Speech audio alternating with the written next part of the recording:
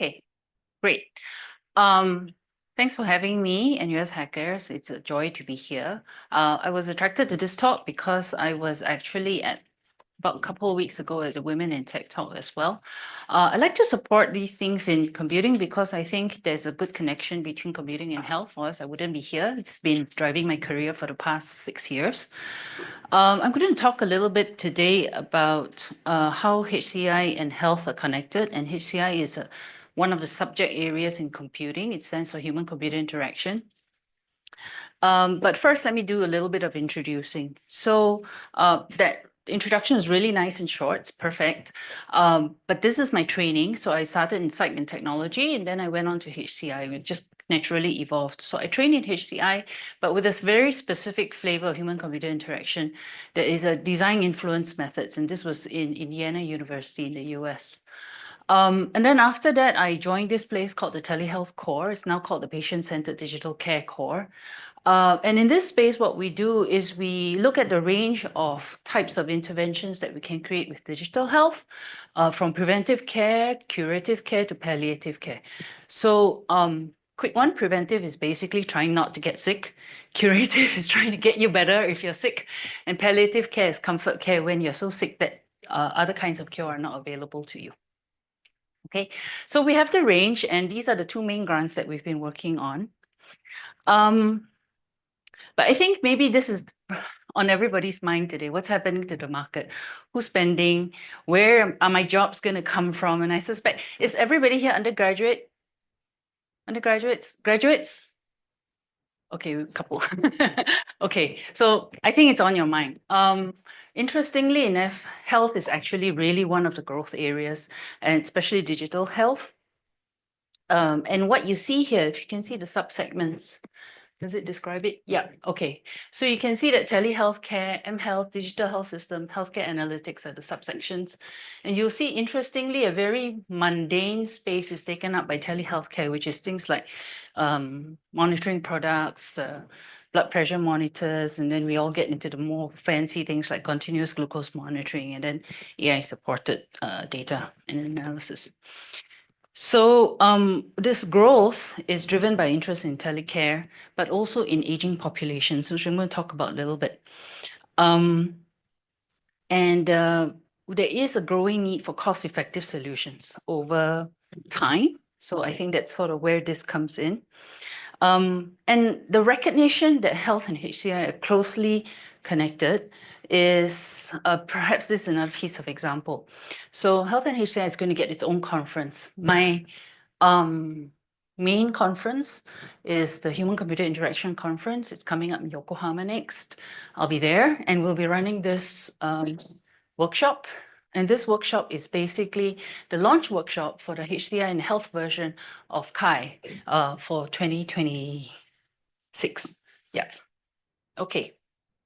So I know some of you take HCI. So when I first started doing HCI, I had a lot of difficulty explaining what I did to other people. You know, they always say the test of being able to understand what you're doing is you can explain it to your grandma, you can explain it to somebody else who's never seen this space.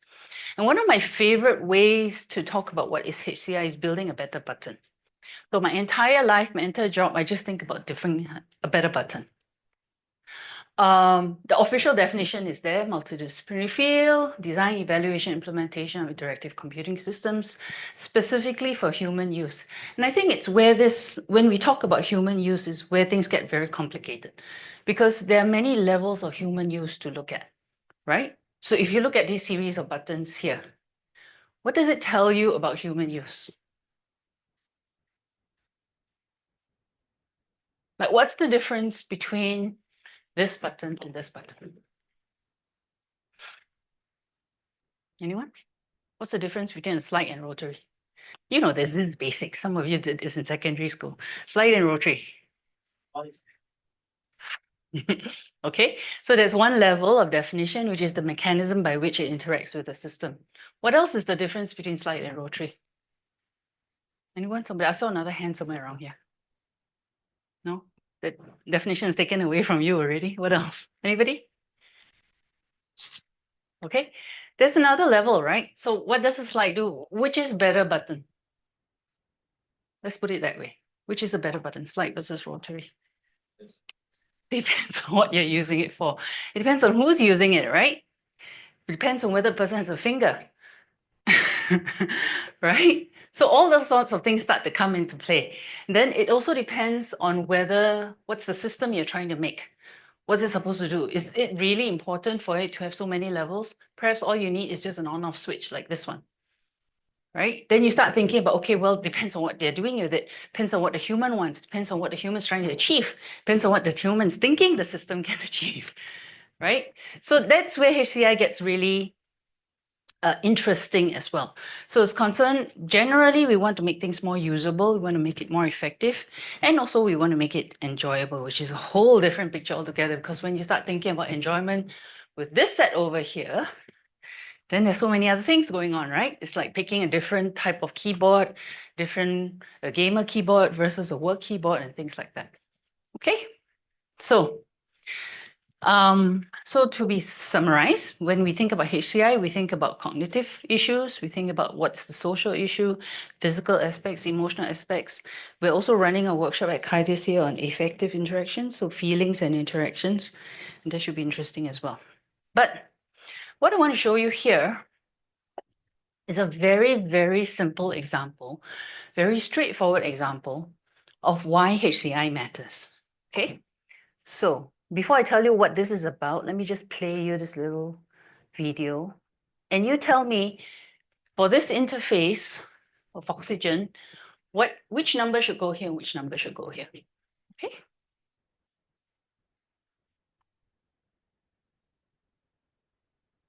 I'm sure you know what that is, right? That's a pulse oximeter. Yeah. Interfaces are fun. So which number went where? 97 and 69. Which one should go where? According to this. I'll play it again.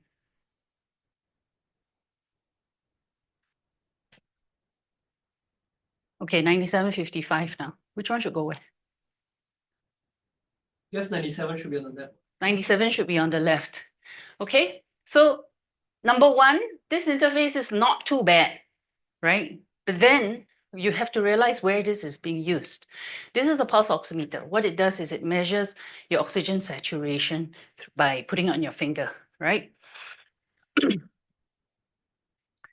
Everyone's familiar with it because of COVID. When during COVID times, if you were even the slightest bit breathless, you started getting worried, right? And your oxygen must stay above 90, I think it was 95 at that point in time, to say that you're healthy enough. Anything below 95, bad idea. Anything below 70, terrible idea. Okay? So what's the other number is pulse. Okay? So it's your pulse rate. Pulse rate's 80, 90. If you're really excited, 120. Okay? So when you look at this, it doesn't seem like a very difficult thing to do until you realize, until I tell you that this was being done inside the Community Isolation Center in Expo. And Telehealth Corps was called in the early days of the community isolation facility to support the development of this interface. And what happened was the community isolation facility is for migrant workers.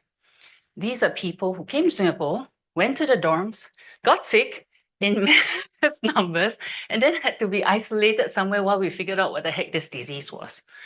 And while they were there were 1,000 people to one hall, 960 to be precise. We don't have enough nurses for that. Our nurse ratio is normally 1:8 in a hospital, maximum 1:12. When it's 1,000 people in the hall and we only had Woodlands Health Regional to cover them, it was 1 to 250. So what happened? They have to do their own monitoring. So now look at this interface again and tell me if somebody has never used a pulse oximeter, never measured their own thing before, unlikely to be able to speak or write English, has to use this interface and has to enter the data. What's going to happen?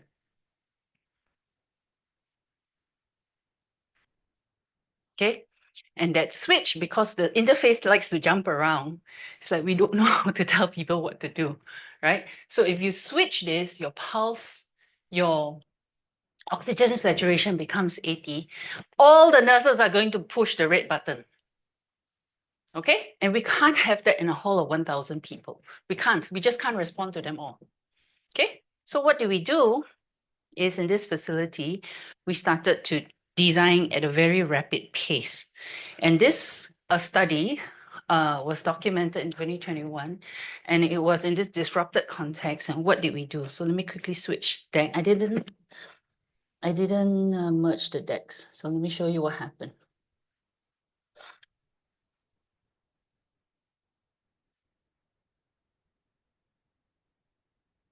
Okay, so yeah, that's the key problem. People have to enter the data themselves. Before the intervention, this is what the interface looked like. This was taken from somewhere else in a hurry, right? We reached the expo, the telehealth core team reached the expo on Tuesday. We said we need to open hall 2 on Saturday, no, on Friday, because there are just too many people needing isolation. Let's get this system up. So this is the system that came to us. And that's the interface for oxygen. And we're asking things like this. Again, think about who's the audience. Okay, we couldn't get this done.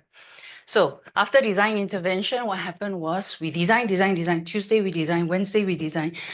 Thursday, no, yeah, we were supposed to open Friday. On Wednesday night, Ministry of Health tells us we're opening it on Thursday. We can't wait.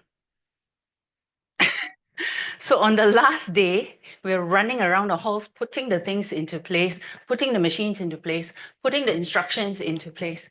Hopefully, they can put the data in themselves. So what did we do? Among other things, we did a lot of translation, but we started changing the interface for this purpose. Lots and lots of flagging and lots of color coding and lots of allowances and instructions on how we are supposed to put these numbers in. The other funky thing about this, yeah, non-obvious from these diagrams, is that it's very easy to put the pulse oximeter this way, which is also wrong. So we also had to have a lot of diagrams and stuff like that associated with putting in the right direction. Okay, so, and it was also carried over the blood pressure monitors. Oh yeah, the instructions are here, how to do things, and then some other work with the nurse monitoring station so that they know what's happening with the people. Okay, so after design intervention, the nice thing is we achieved 98% monitoring rate. We were very happy with that. Yay, job done. Escape, run away. Okay, so that's a simple explanation of why it's important, why it saves lives. Okay, so I think this is just iterating. So we connect human needs to computing because it's really important to understand user needs, goals, and context of use. Among other things we're doing in the hall is we're not allowed to be in the hall when they're using it. The original intention was to have, if anything goes wrong, the people from IHIS, now Synapse, would put themselves into full protective gear and go into the hall to solve it. Cannot afford to do that. So what was happening was things like we were arranging phone calls with migrant workers who could speak a little bit of English and trying to figure out what was wrong and trying to iterate and things like that. Okay. So your classic iterative design, for those of you who have taken HCI courses, is understanding, design, prototype, evaluate, and refine. And a lot of my work has got to do with working with these people who need digital interfaces. So this is working with Sengkang Health on a rehabilitative health system for returning home after changing functional ability. Okay, so what we're trying to do is basically usable, effective, safe, engaging, and ultimately to increase health. Okay, so that's case one. Now, what I want to kind of bring it, because I know not everybody here is into HCI, just general computing and health, what's the relationship? And I think one thing that really unites the two spaces for me is this diagram from 7 Lessons for Interdisciplinary Research on Interactive Digital Health. And in this space, it talks about, well, what's the thing that we need to bring to the picture? I think you've probably heard before that health is a multidisciplinary activity. We need the doctors, we need the nurses, but we need the digital systems people. And my role today is because we also need the designers. Okay? And where it comes in is this: if you're interested in working in digital health in any way, shape, and form, you first have to understand the top of the pyramid before you can be at the bottom of the pyramid. Okay? And what does that mean? So the first layer of evidence is we need to know that the software works. So whatever it is you're doing in computing, whether it's an AI recognition system for breast cancer nodules, whether you're building a better way for people to rehabilitate, whether you're building an exoskeleton, the software and the hardware should work stably. That's where you come in, right? But you are the bottom of the pyramid, not because you're the lowest. It's because you're the first layer of evidence, okay? Then the next layer of evidence comes in. A lot of design and testing goes into whether it's usable and perceived as useful. Just because it works doesn't mean that people want to use it, right? So that's the space. So the people who are interested in UX design, UX research, UX understanding value proposition, strategy design, this is where you come in. Usable, perceived as useful, positive user experience. Okay. Then there's an area called implementation science. This is the space that I'm in because so if you look at my ID, I have the NUS side, but I also have the hospital side. Okay, and the reason for that is because I'm based in the school of public health. Public health is concerned with not just delivering health, but delivering health at scale. Cost effective, masses, can be easily rolled out, stably rolled out. Okay, so implementation science is that part of public health that says, okay, now I have a system. Let's say it's a system that enables at-home rehab activities for somebody with stroke, for exercising arms, for exercising legs. Okay, so just because it works, just because people want it, there's still two pieces here of the puzzle. It's got proof of concept and proof of value. Proof of concept is it works as intended, it creates effective clinical outcomes. People get better. Proof of value is you can do it in a more cost-effective way than usual care. Okay? And so now that you understand that, that's what clinically effective really means. Okay, let's put it another way. In some ways, if you get a very rare disease, let's say you get a super, super rare genetic disease, only 1% of the population has it. In theory, the people who get this, you've heard these cases before, right? In theory, you can be cured, just that it costs millions of dollars for the treatment.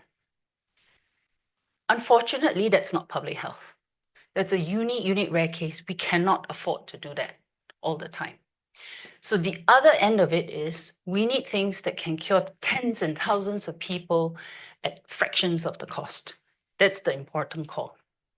Okay, so that's the top of the pyramid. And that's why I say a lot of people think that this is enough. Stable software works, machinery works. And when you're trying to innovate, I don't think you should be looking up at the implementation science part yet, because you just want to explore what can technology do better. And that's okay. You don't really want to look up there. But once you have something interesting, is when you need to start talking to the people who are up there and can bring you up the path. Okay? Okay, so healthcare spending. Again, what's the local picture look like? So this was literally yesterday. Ong Ye Kung announces that we're going to raise the amount of spending, not just 20.9 billion for this year, heading towards 30 by 2030, second only to defense spending.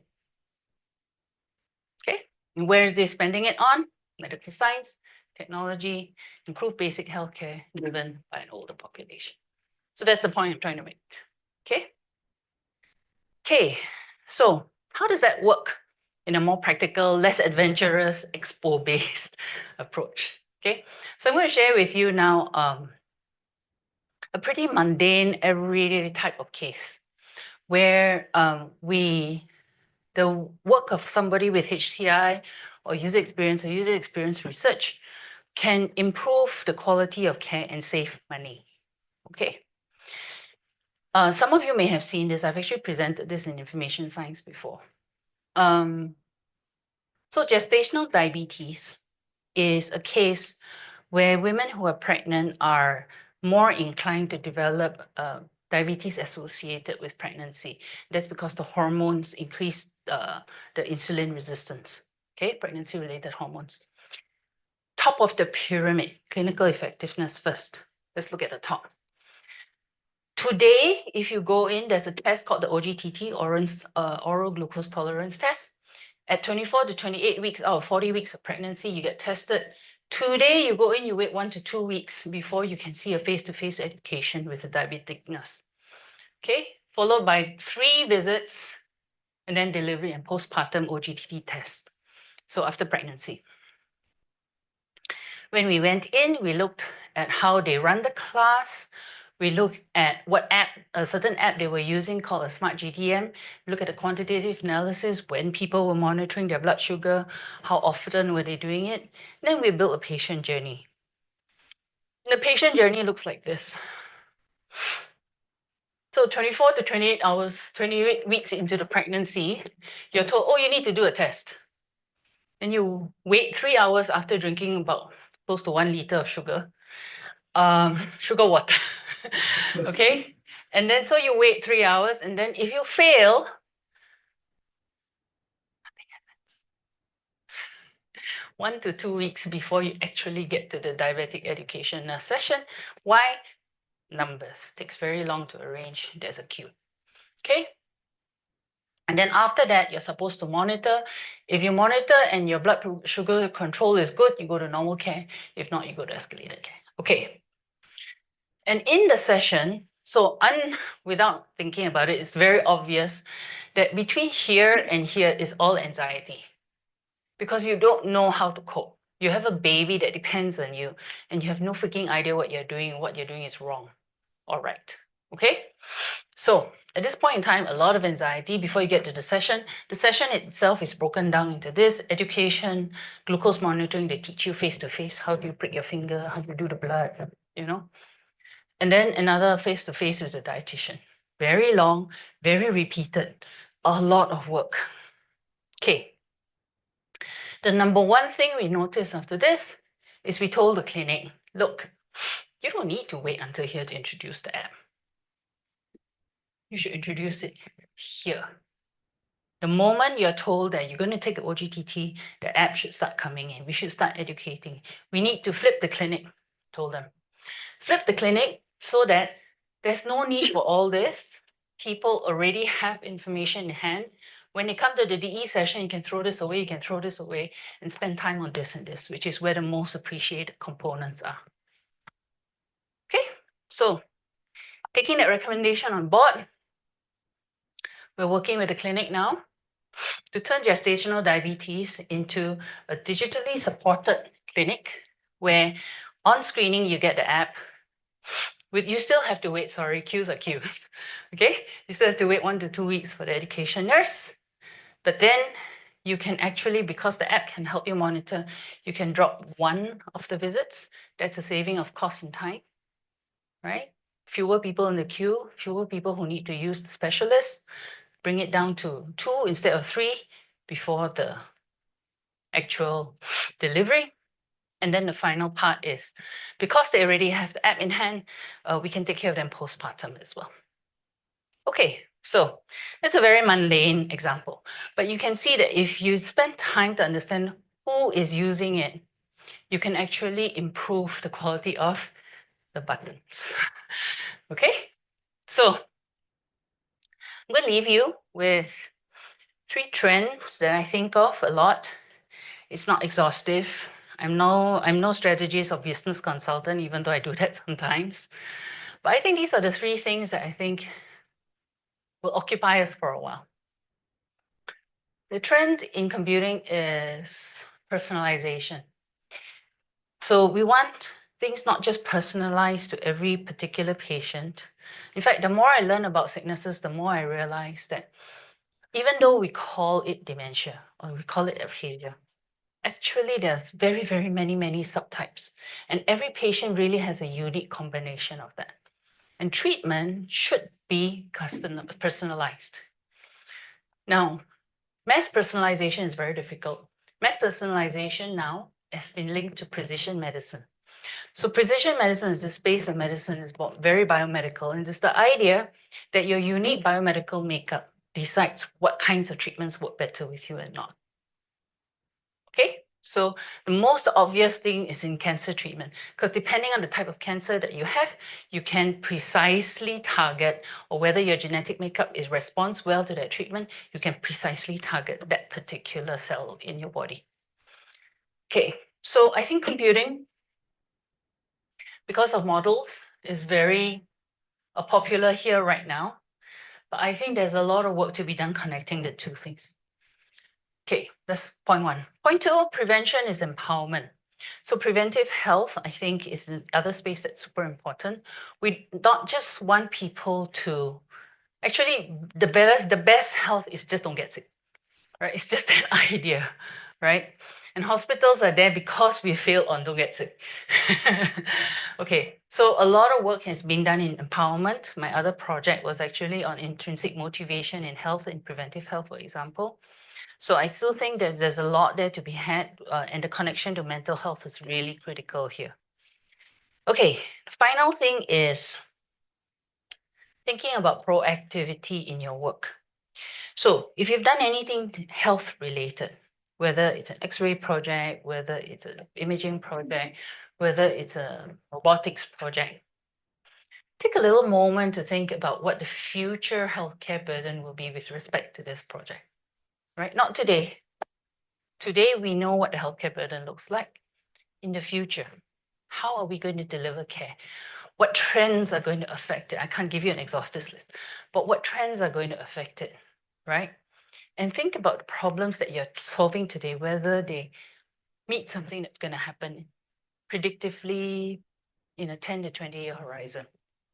Okay, so I think that's worth thinking about for you. Okay, whatever happens, I'm a researcher at the end of the day.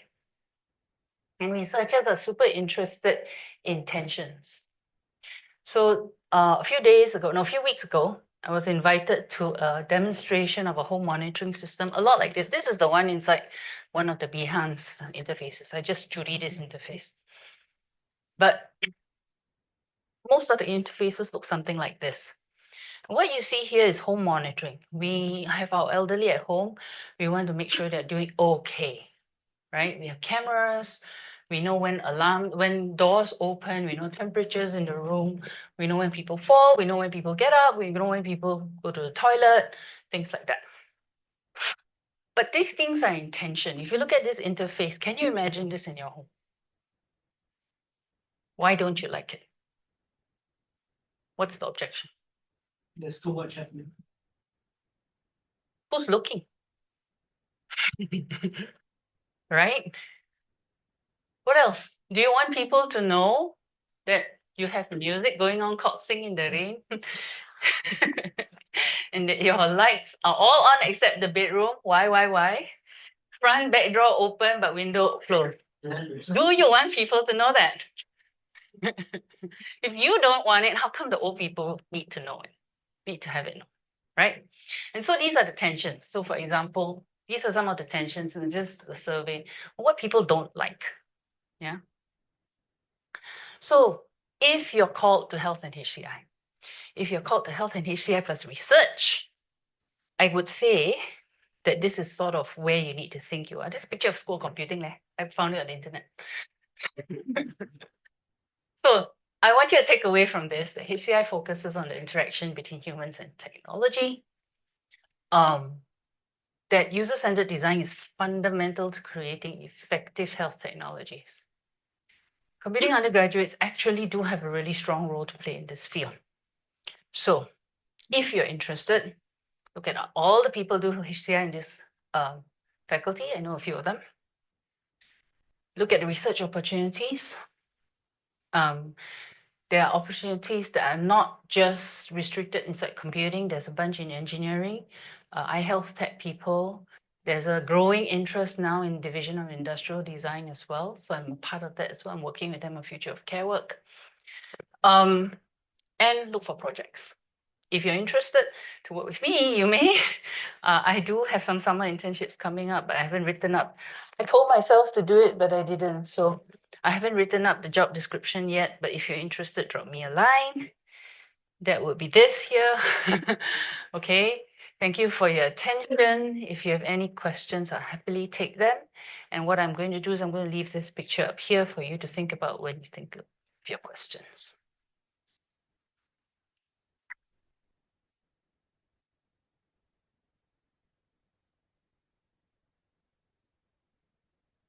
Yes. You mentioned earlier that there is a there's like a line that you draw between what constitutes public health and something that is not feasible to be implemented Yeah. for public health. Yeah.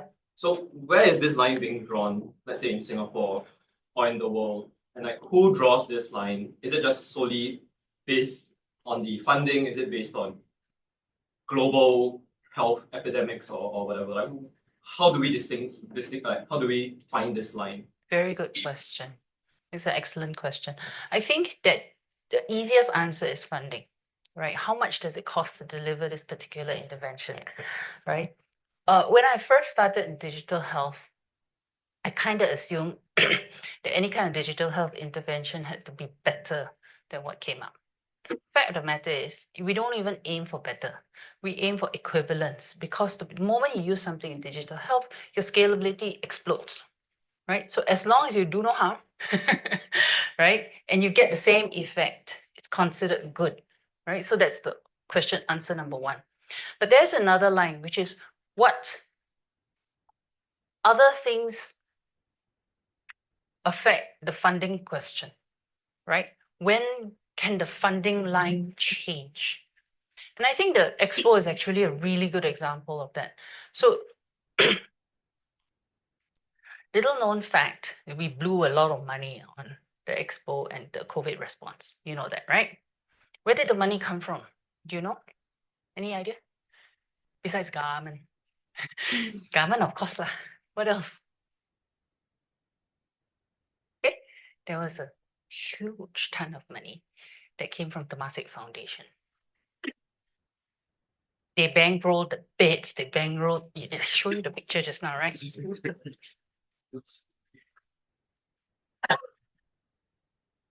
Yeah, you see this?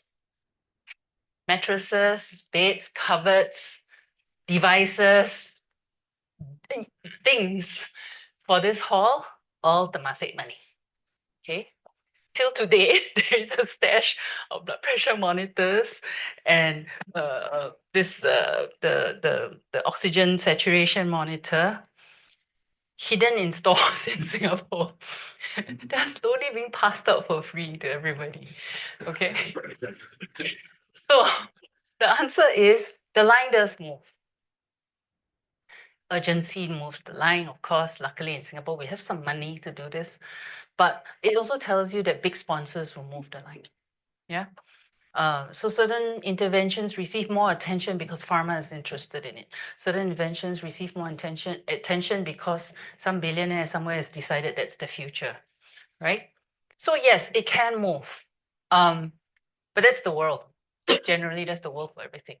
Just day-to-day mundane public health, though, it's that balance between proof of concept and proof of value.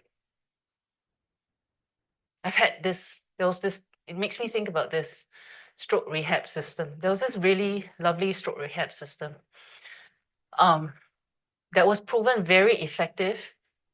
So proof of concept done, effective in terms of clinical, proof of value failed because they wanted it to apply to more than just knee and limb rehab. They wanted to apply to back, don't know what, a whole bunch of things.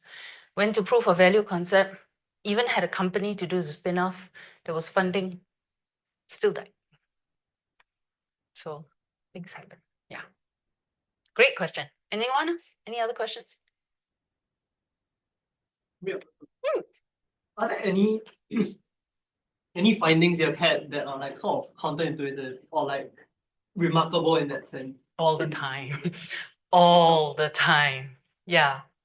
I'll give you an example. Let's see if I can pull it up.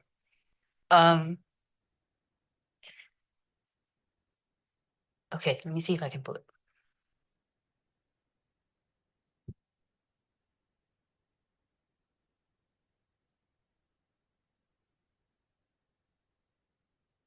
Okay, so this paper was a study in in end of life decisions. So in end of life decisions, what is basically do I choose CPR or not? Things like that. Okay. Oh, what am I showing you? My paper. Don't look at the paper, it's dying, that paper. Wait, let me find it. Where's my mouse gone? Hello, mouse, where are you? My mouse goes. Oh, it's on this side. Can I come back? Down? Is it down? Is it left? Ah, it is. Okay.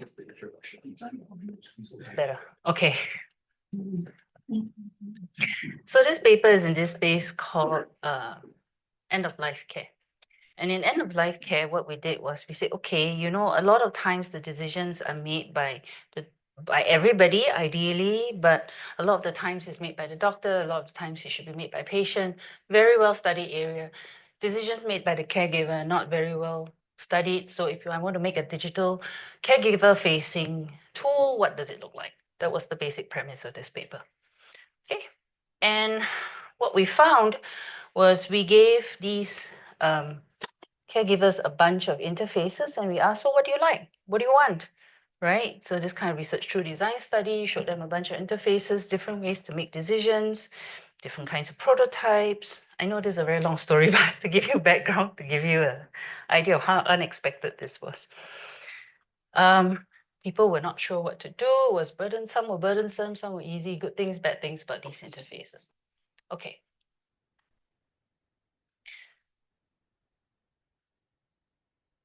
Yeah, people only want WhatsApp. Okay, so the summary was this, okay? That when a caregiver and patient interact through a values elicitation tool, the caregiver must be supported in not just understanding what the patient wants, but also separating their values from the patient. Not that surprising, a little bit surprising, but not that surprising, because they also need to reconcile values, somewhat consistent with literature.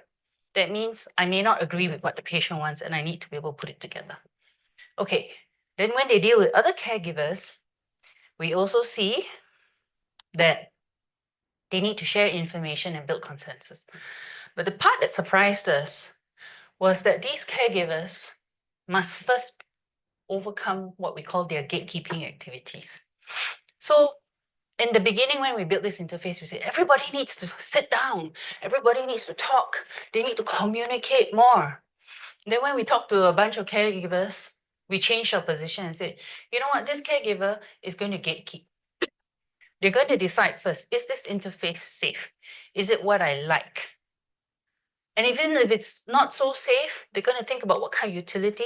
They're going to say things like, yeah, I like this interface. It does what it wanted to do, but I'm not going to show it to anybody. I'm going to keep it in my back pocket. And I'm going to use it to change how I think and how I interact with the patient and other caregivers, but I may never show it to them. It's like, if from one perspective could be death for interface, but from another perspective, no, we said, you know what, we need to learn. And so what we did was the caregiver task with the patient is one thing. Sometimes the patient is not there, so the caregiver tasked with other people when the patient cannot participate is another thing.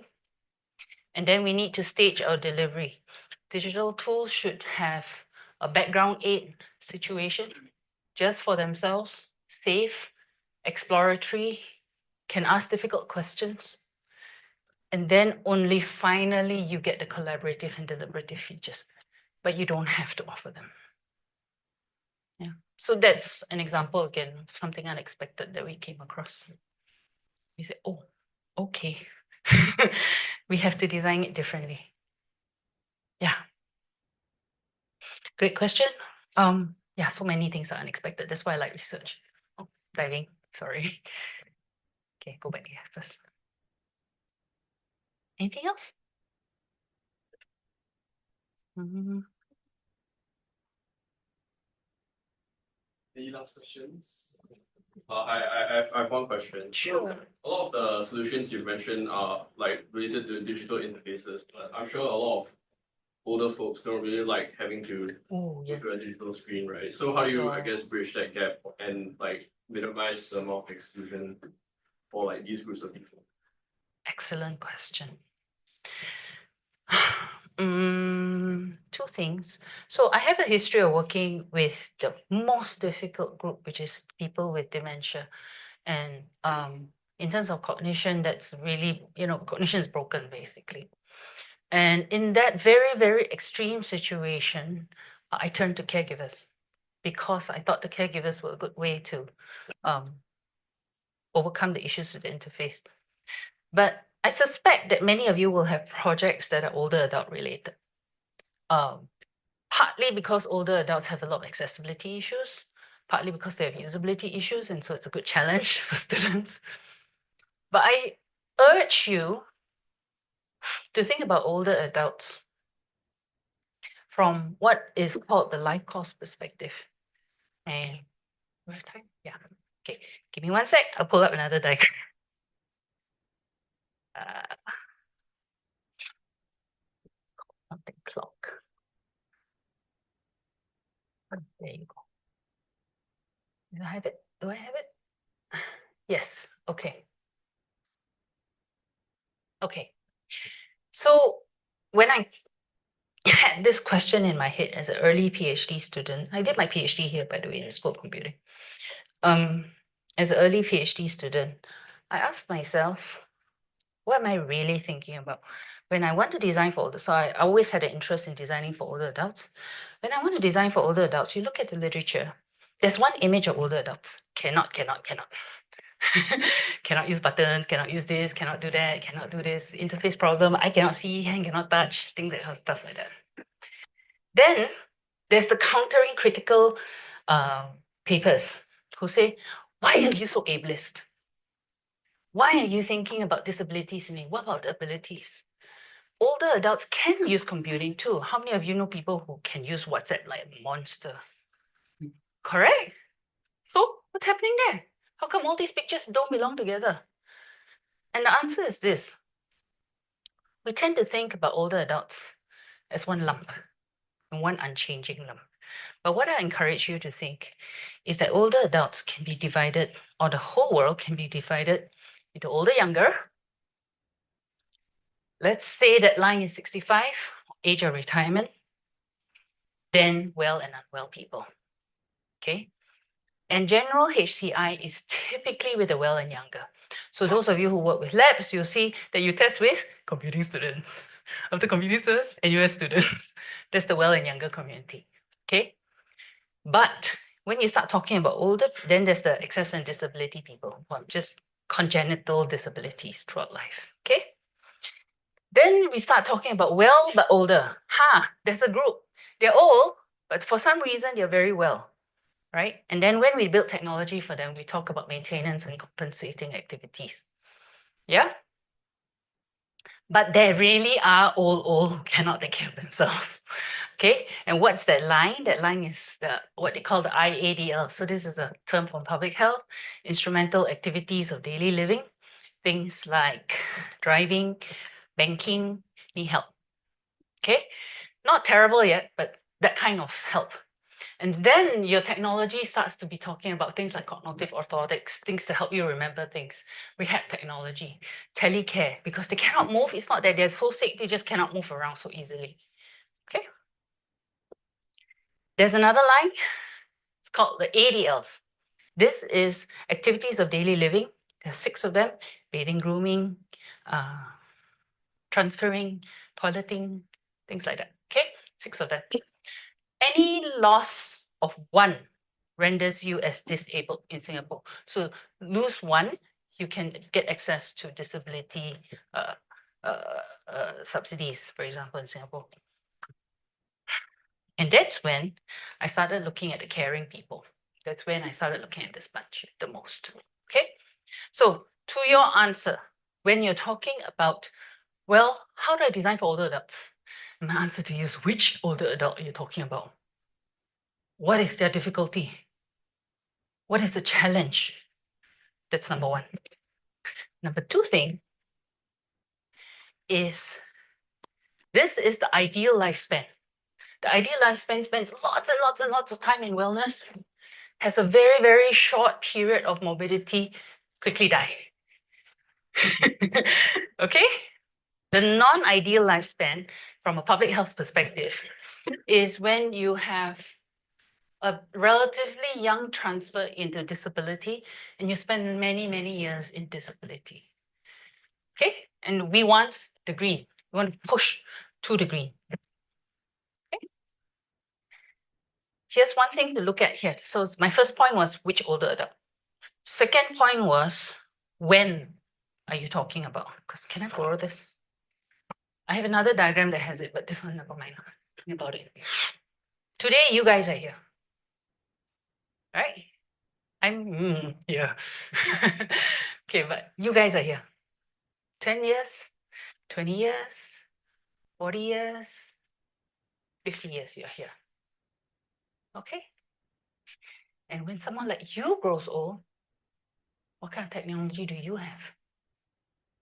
What will you be used to? We know that older adults can learn WhatsApp, right? We know. So one of the big guidelines is that if there's motivation and there's purpose, they can learn. Okay? But at the same time, one of the predictive factors of how well they can learn is what is their previous experience. Have they been using computers their whole life? Likelihood they can use computers in old age? Very high. So when you are an older adult, what kind of older adult will you be? Obviously somebody who understands AI, right? Think about that. A generation of older adults who understand AI. Then how? Right? So yeah, to think about.